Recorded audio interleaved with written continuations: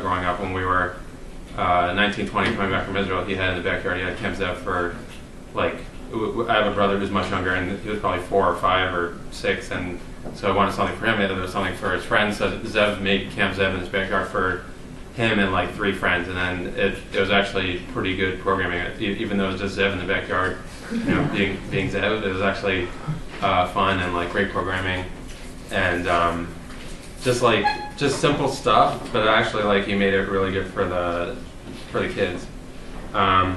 Actually, I didn't even finish my intro.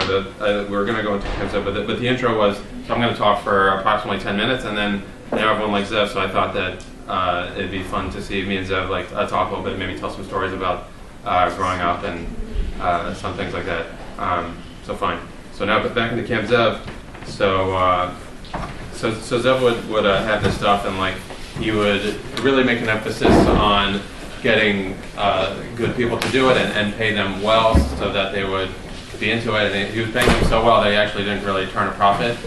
And so even back then, you could see that Camp Zev was a terrible business idea. It continues to this day. But he really emphasizes programming and quality over, keeping any money or any profit. So fine. So moving on. So I'm at Landers. I did not go to Landers. I was told coming here that I'm not allowed to say the Y word. I went to YU, and I could actually say that Landers is a lot better than YU in certain regards. It's actually Landers and not YU, but NYU, or maybe even Maryland. This might be controversial. Is better than YU in a lot of places. A lot of this talk tonight is not going to be funny. It's going to actually be serious. But the reasons why Landers and even NYU or colleges that might have a very small Jewish population, not much going on, is because at NYU, let's say there's on Shabbos literally a minyan, maybe 20 people. But when there's 20 people, that means that every single person who's an Orthodox Jew really has to rise to the occasion and be like and participate and to make things happen. At Landers too, there's a very like small Hamish like vibe that like, yeah, you're really a part of it, and if you don't participate, no one else will. At YU, you can really get lost. You come to the school, you're a nice Orthodox kid, and if you're like me, you just get lost in all the like. Okay, there's base measures. There's a lot of programming. But if you're the type of guy who's not going to be like, yeah, I want to go to a golf this year, and I want to learn this and be this, like, you're going to get lost in YU, and really nothing's going to happen for you. So YU has tried to combat that a little bit. They have Mashgiach Ruchani. Do they have that here? They have Mashgiach Ruchani. So I don't know what they do here, but over there it's like a little like, this guy's like the least cool guy ever growing up, and now like he's trying to be, he's like, hey guys, like, want to be. So he's really like not smooth, and my first interaction with him, the guy came up to me and was like, hey, Yaakov Kilstein, how are you? And I'm like, that's weird, that's not how you go introduce yourself to somebody when you've never met. I understand that you're studying pictures of me all day, which is fine, but you really have to do a better job with that. The best thing that I did at YU, 4 years, very expensive, best thing I ever did at YU, you should know I'm single, but the best thing I ever did was go to chassan classes. Mind you, this was not part of the curriculum. I actually went to a chassan's class during, they had club hour, so there was about 8 people who were actually getting married. It was a real chassan's class. So how did I get into a chassan's class? So my friend Richard, his name was really Richard, he was getting married, and he's from Memphis, and he's just like not used to the whole like YU like really kid, all these guys are in like real Shafters years, and he's like, I don't fit in with these guys. He's like, I can't be there with a bunch of he's like, Yaakov, please come and keep me company at this thing. And he's like, I'm getting married. He's like, please. He's also on the young side for getting married, 22. So he's like, can you come with me to the classes? So I was like, sure. So I went up to the rabbi and I said, hey, I'm not engaged, but I want to come to your chassan class. And so he's like, getting married before August? And I'm like, I don't know what was August. I don't know if that was his birthday or like what was. But he said like, you're getting married before August. I'm like, I'm not sure. And he's like, getting married after August? And I'm like, I'm not sure. And I don't even know why you would ask the second question. First question. So he's like, what do you mean you're not sure? And I'm like, well, there's kind of another person involved. And he's like, I see. He's like, hey, you can come. I don't think that he understood what so I went to the classes, and the deal that Richard and I struck before the classes was we are not to laugh at anything. Because otherwise the entire shiur is just going to lose it. So we're like, okay, if anything comes up, like, we are not to make eye contact with each other. We're just like look down, take it seriously. We'll be fine. So fine. So there are 6 classes, and the first 5 they're all an hour. And the first 5, I was taking serious notes for someone who was not getting married and did not have a girlfriend or anything. I took 3 pages of notes per year and everything. I was like mikvah and sheets and fine. I was like, okay, all right. And I was like, 5 classes go, and I'm like, when are they getting to the good stuff? So the last class was there. I'm like, this is it. There's nowhere to turn. Like the rabbi can't get out of it now. So unfortunately, he could not get out of it. And the last class was a barrage of Hebrew words that I had never heard before in my entire life, and I knew exactly what each one of them meant as he said them. And unfortunately, not only were we looking down at our desks, and not only were every single boy looking down at their desks in shame, the rabbi was looking at his desk. I think he ended the shiur by collapsing on his desk in tears, and everyone just walked out and realized, okay, that was it. We can get there. Fine. So that was actually not even part of the comedy bit. It really wasn't. Going way too long. So there, I have a friend who had a broken engagement, and I was like, okay, I heard about it. I think I called her and I said, I'm sorry about that. Maybe I said I'm here for you. I don't know what I said, but it just like. It was like, why'd the engagement break up? I'm just curious. I was like, I don't care. I'm like, I don't care. A year went by, and someone, I have a friend, and she's like, I heard why the engagement broke out. And I don't want to be like a less than horror person or anything. And I'm like, what happened? I'm like, what happened? And so she's like, I heard that they just weren't meant for each other. So I'm like, that's what you heard? She's like, yeah. I'm like, nothing else. She's like, I just heard it wasn't shared. And I'm like, it's a good thing I spoke to you. Got this out of the way. But asking people about their engagement or pregnancy is like really like a tough thing. Like you're not sure if it's happening or not. You say to them, you're like, so like, how are wedding plans going? They're like, we had it aborted. And you're like, oh, I didn't. They're like, thanks for asking. So it's not an easy topic to talk about. Another not easy to talk about is Martin Luther King Jr. Who it's Martin Luther King Jr. Day today still. Does anyone know if it's his birthday or his birthday or just a day that was like a Monday? It's his birthday? I think it's just a day. It's just a day. Would you guys agree that if he was not killed, that there would not be a Martin Luther King Jr. Day? If he wasn't shot, would you guys agree with that? I would agree with that. You agree with that? I do agree with that. You don't agree with that? It's very sad. He seemed like a very good guy. But I have a friend, Ahuva, and she was at work and she was talking to her boss, and she was saying, she's like, last night I had a dream, but I don't want to tell you about it because I think it was just way too embarrassing. And he's like, no, what if Martin Luther King had said that? So actually there was a movie that just got made about Martin Luther King Jr. that was called Selma, about the March on Washington. And so they just came out with the Academy Award nominations, and the gossip was that in all the acting categories, Selma wasn't nominated, so there were no black actors nominated, no black directors. And like a guy like Al Sharpton got there, and he's like, "That's just racist." He's like, "Black people got to." He's like, "We got stories to tell too. Ain't nobody want to hear them, but we still got stories." So I'm moving on. So Oscars are interesting. 2 years ago, speaking of slavery and black people, so Lincoln won 2 years ago for Best Actor. And it really was a great best acting job, because when you think about playing a dead guy, you really just have to like, that's really good acting, like just to be like, and like you can't move, and like people make jokes around you, and like you can't be like, and like people come over and you can't do anything. So he really did deserve his Oscar. What's interesting is a lot of stuff that I like to talk about is about news, and you make a funny comment. That's what they do on like Jay Leno. They're like, hey, like this happened, and then you say a punchline. But regular comedy and Jewish frum comedy is very different, because regular comedy is like something happened this week, something happened today, like, hey, did you hear Bill Clinton walked into a department store and blah blah blah. so fine, like, but from comedy is like something that happened in the past 10 years. And so you're like, you guys hear about this Facebook thing that's been going on? And so it's very like much more simple comedy. One thing I saw with Facebook is a lot of people, they get married, sounds nice, and they get married and they have their wedding picture as their profile picture. It makes sense, but it's by themselves. I just think that's very weird. Like you like talk to your wife, you're like, honey, like I love you very, very much, but not that much. They have a picture.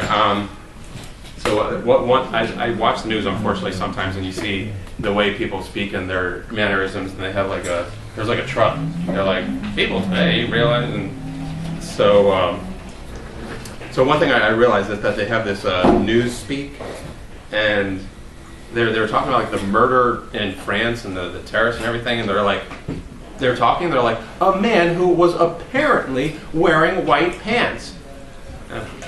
You gotta snap out of your like news feed. You're taking it way too seriously. Another thing on TV that they have, that you probably noticed, is they have these trashy TV ads for like insurance companies or whatever, and they're like, "Are you drowning in debt? Like, has the tooth fairy forgot to leave a quarter under your pillow?" And so I thought it'd be great if they had commercials for like the Froome crowd, or like more Hamish is what I'm saying. Is like basically they'd be like he's like, does it seem like your bank has known a Shama? Like, has the IRS left you with butt kiss? And it would just be like more Hamish. Something I do is I'm into shilas. Like I said, I went to YU, so I'm not that frum, but I like to learn. They say the definition of a frum Jew is someone who asks shilas and cares. But also probably shomer sham. But someone who asks shilas. So I asked shilas, and there's actually a couple funny shilas that I heard that just seemed ridiculous. One of the shilas was they said if there's a sukkah and it's in the city, and the restaurant doesn't have a city permit to build a sukkah, is it okay to make a bracha on there, or is there like eating stolen food? So I just thought it was like a very I don't even know what question, but if I were a posting, I would be like, that's a good shiloh. Like I actually, if I recall, the Chazon Ish was machmir that you should get a life. And I saw another shiloh that they said there's like. They're like, Rebbe, like at 12 o'clock at midnight, like it's lights out. But what if a bachar is tired before then and he wants to go to sleep? Does he have the right to ask his roommates to turn out the lights and to be quiet before then? And he's like, he has the right to stop being such a wussy pants. So I think so. One thing that you do as a YU guy, or maybe a Landers guy, is that you read Sfarim, but to be more precise, you read a modern Orthodox Sfarim. And modern, I think you know what I'm talking about. Those are the ones that have the English on top, and they have the Hebrew notes on the bottom, which makes me wonder, like, why are they putting the Hebrew notes on the bottom? Like, this is an English book. Why are you not telling me like what it says on the bottom? Like, I think like the stuff, how it works is the stuff on top is for the modern Orthodox people, and the stuff on the bottom is for the yeshivish people that they don't want the modern Orthodox people to be reading. And because the yeshivish people on their van, they know that modern Orthodox people cannot read Hebrew. So it's just so you're reading it on top, and they're like, yeah, to do that, that's fine. Like we're lenient. And then on the bottom it says like any Yerushalayim would have no place for such conduct in their life. And like everyone knows that. But sometimes you go up to your Rebbe and you're like, Rebbe, like what does that say over here like on the bottom? And the Rebbe's like, what's the name? He's like, oh, that. And he's like, that's nothing. Don't worry about it. He's like, no, you don't have to worry about it. But sometimes like on the bottom, I feel like it's just like they don't even hide it. It's just like straight up shout outs to yeshivish people. They're like, yeshivish people, we hate the modern Orthodox. they're like, he's like, yeshivish people. In the English, we made up a chumrah. You don't have to keep it if you don't want to. So I think in shuls. I think there's a lot of like stupid questions that I could ask in shul. Like I was in shul, and by the way, this whole thing ends when Zev or anyone else like gives me the high thing. Like, So I was in shul, and the rabbi spoke between Mincha and Marav about why you can't listen to music during the 9 days and during the 3 weeks. And so we spoke for 10 minutes about that, and at the end of it, an old man raises his hand, and we're from Boca Raton, Florida, a lot of old people, a lot of old, dumb people. And so he's like, Rabbi, well, why can't you eat chicken during the 9 days? That's not meat. And he's like, when the rabbis decided what was meat, they included chicken. But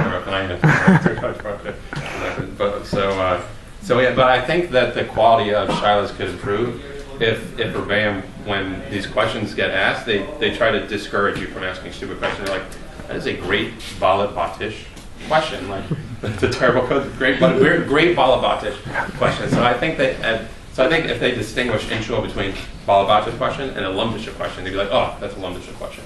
So it would make for a much better discourse and not anything goes and just say whatever dumb things comes into your head. I think we all remember growing up, and if you grow up from and learning a little bit, or even now, I don't know how it works in layers, whether if you ask a good question, if the band might give you a compliment, but for growing up, the best way that a Rebbe could give you a compliment was not like, oh, that was a great question. He'd be like, he's like, oh, you'd be like, that's what Rashi asked. He's like, that's what Rashi asked. He's like, we're not going to get into it till next year. And he's like, but that's what Rashi asked. So that was always the biggest compliment. How are we doing? We're doing fine. Should we speed it up? So we're doing fine. It's fine. Fine. Another thing in shul is you see the people with they're davening on their iPhones. I know like iPhones are ubiquitous, but I really don't like people davening. I think it's just like distracting to other people, and like, are we watching like mini movies like in shul? Like there's sitters right there, and so if you see these people, they're like. And so like you look at them, and you're like, you know, they have sitters right there, and you're like, I got it right here, and you're like, you look like a moron. I know. I am single. One good thing about being single is that you only have to charge your cell phone once every 3 days. So that's good. A lot of times people, the one thing that's bad about being single is people at weddings come up to you and they're like, Emir Tishan Bayu, like soon Bayu, and like I've heard enough of the Emir Tishan Bayu. Like, and I'd rather like get something more concrete. So instead of like Emir Tishan Bayu, I'd rather get a letter in the mail, written in blood, saying you're next. And I would get excited. I'd be like, oh, you have somebody? Like, what you look like? And they would include a finger, and they'd be like, oh, she's cute. But fine. So I'm dating. I took a girl to Coldstone, and the lady asked us. She's like, "You guys look alike. Are you guys related?" And I looked at my date and I said, "I'm like, not yet."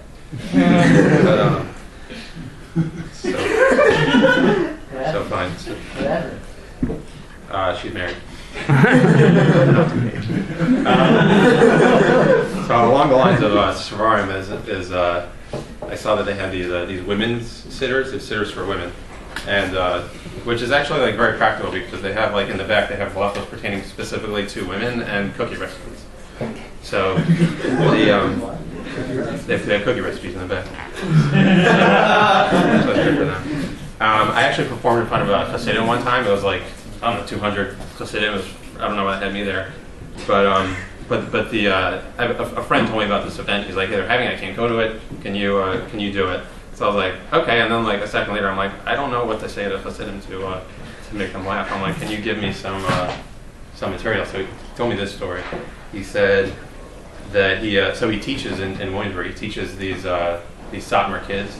He speaks Yiddish, so he teaches them English. So came in on December 7th. Does anyone know what? I didn't know what December 7th was. Does anyone know what December 7th is on the calendar? Well, Pearl Harbor. So it's Pearl Harbor. I didn't know that, but so he comes into school. I imagine these kids are like 10 years old, and so he's like, guys, today's December 7th. Does anyone know what happened today in United States history on December 7th? And silence. So he's like, okay, no, December 7th. Anyone? And he's like, silence. So he's like, okay, no one knows. So then a hand goes up, and he's like, okay, Yaakov. He's like, you know what happened? He's like, 9/11.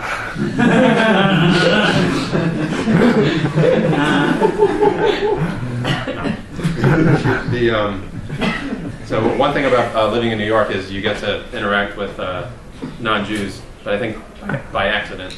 So I remember being in Manhattan on a weekday and just walking around with my grandmother. It was probably 10, and we're going to get a knish soup. It was just freezing cold, and there was a semicircle of black men, and the biggest one turns around to me, like wearing a big coat, and he's like this, 7 feet tall, and he's like this, and I'm like, and he's like, "Good Shabbos every day," and I'm like, "Good Shabbos." So I think a lot of times we hear non-Jews saying Jewish things. The craziest thing I ever heard was at Yankee Stadium. I went to get fruit from the fruit stand, and the woman asked me, is it wrong to say like the black woman asked me? Is that like a wrong thing? I'm saying, I know it's fine here. I'm saying, like, in general, like you're describing how, like, so the black woman said, like, is that wrong? That's not bad. I just feel it's like descriptive. It's also like telling you like where she comes. Did you say white woman? No. Oh, it's too feminist. I don't know. But it's also you're kind of describing like the scene and like, wow, so this black lady. I don't think it's wrong. So the black lady. So I said, so I was like, oh, can I have some apples? And so she's like, what pasha is it? And I'm like, what? She's like, what pasha is it? And I'm like, Parsha's Korach. And so she's like, I work for Jewish people in Borough Park. He's like, I love Jews. My mother worked for Jewish people. Like, I love Jews. And I'm like, can I have an apple, please? So, fine. There's 2 more things, and then I'm going to do Q&A with Zev. So did you guys go to Israel? did. You go to Israel? And is that what happened to Portlanders? Yeah. So they come from Israel, they go to Landers. So I think so. You know, you're in Israel. You hear a little bit of the radio, but like for some reason, there's only one radio station that exists and that people have heard of. What's one radio station? So if you know what Galgalatz is the American like pop radio station. It's like very trashy Israeli who talks a million miles per hour. Here we have no idea what he's saying. He slows down for the one English word. So he's like, so